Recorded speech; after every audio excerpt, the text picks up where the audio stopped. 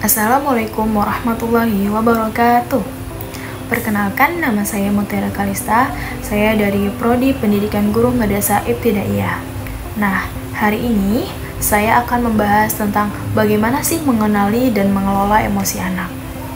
Karena mengenali dan mengelola emosi anak ini merupakan sebuah keterampilan hidup yang sangat penting bagi anak-anak. Keterampilan ini bukan hanya membantu mereka menghadapi tantangan, tapi juga membangun hubungan yang lebih baik dan menjadi individu yang lebih bahagia dan sehat. Sebagai orang tua, kita pasti ingin mempunyai anak yang tumbuh menjadi pribadi yang bahagia, sehat, dan mampu menghadapi segala tantangan hidup. Salah satu kunci penting untuk mencapai itu adalah mengajarkan mereka sejak dini untuk mengenali dan mengelola emosinya. Tapi, mengapa sih mengelola emosi itu begitu penting?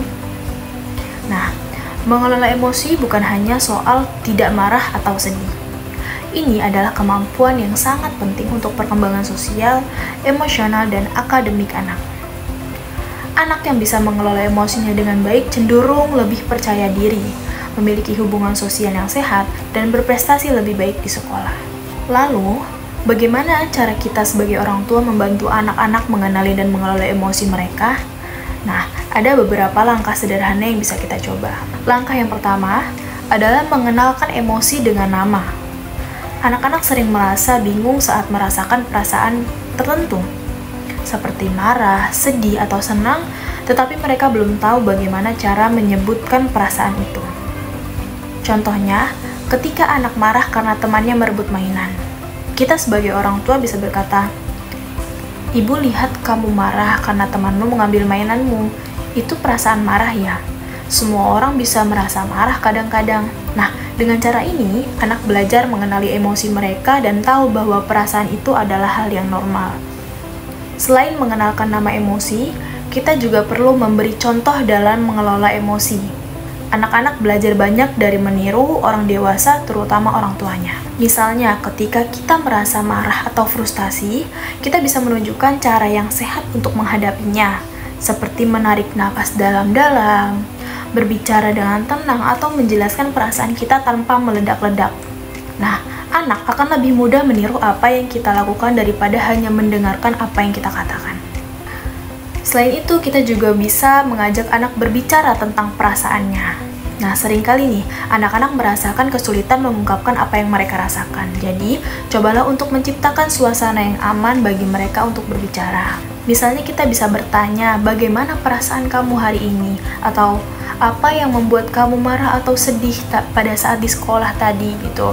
Dengan memberikan ruang bagi mereka untuk berbicara, kita membantu anak-anak belajar untuk mengenali dan mengungkapkan perasaan mereka. Dengan ini juga membuat mereka merasa dihargai dan didengar. Selain berbicara, anak-anak juga belajar dengan cara yang menyenangkan. Salah satu cara terbaik adalah menggunakan permainan untuk mengajarkan pengelolaan emosi. Misalnya, kita bisa bermain peran dengan anak.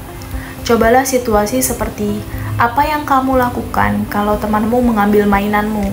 Nah, dengan permainan ini, anak-anak bisa belajar cara menghadapi situasi emosional dengan cara menyenangkan dan efektif. Namun, mengelola emosi juga berarti mengelola stres atau kecemasan. Maka penting untuk mengajarkan teknik pengelolaan emosi pada anak-anak.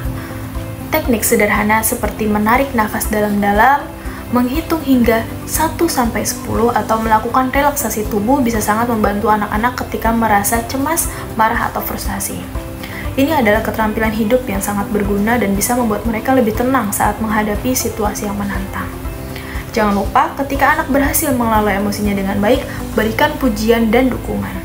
Contohnya bisa dengan, "Ibu bangga kamu bisa menenangkan diri ketika merasa marah." Nah, dengan pujian ini akan memberikan anak rasa percaya diri dan memperkuat bahwa mengelola emosi adalah hal yang positif dan hal yang layak dihargai. Selain memberi pujian, kita juga harus menjadi pendengar yang baik. Anak-anak perlu merasa bahwa perasaan mereka dihargai. Jadi, jangan terburu-buru memberi solusi atau menghakimi perasaan mereka. Cukup beri mereka kesempatan untuk mengungkapkan apa yang mereka rasakan. Dengan mendengarkan mereka dengan penuh perhatian, kita membantu mereka belajar untuk mengenali dan mengelola emosi mereka dengan cara yang lebih sehat. Lalu yang terakhir, penting untuk diingat bahwa konsistensi adalah kunci. Mengajarkan anak-anak mengelola emosi membutuhkan waktu dan kesabaran. Setiap anak itu unik, jadi pastikan Anda menyesuaikan cara mengajarkan emosi dengan kepribadian anak Anda. Konsistensi dan kesabaran akan sangat membantu anak untuk belajar lebih baik. Mengelola emosi adalah keterampilan hidup yang penting, dan sebagai orang tua kita memiliki peran besar dalam membantu anak-anak belajar keterampilan ini. Jangan ragu untuk memberikan dukungan dan jadi contoh yang baik bagi mereka. Terima kasih sudah menyaksikan video ini. Semoga tips-tips yang saya bagikan dapat membantu dalam mendampingi anak-anak tumbuh menjadi pribadi yang lebih baik dan bijaksana. Sekian dari saya. Assalamualaikum warahmatullahi wabarakatuh.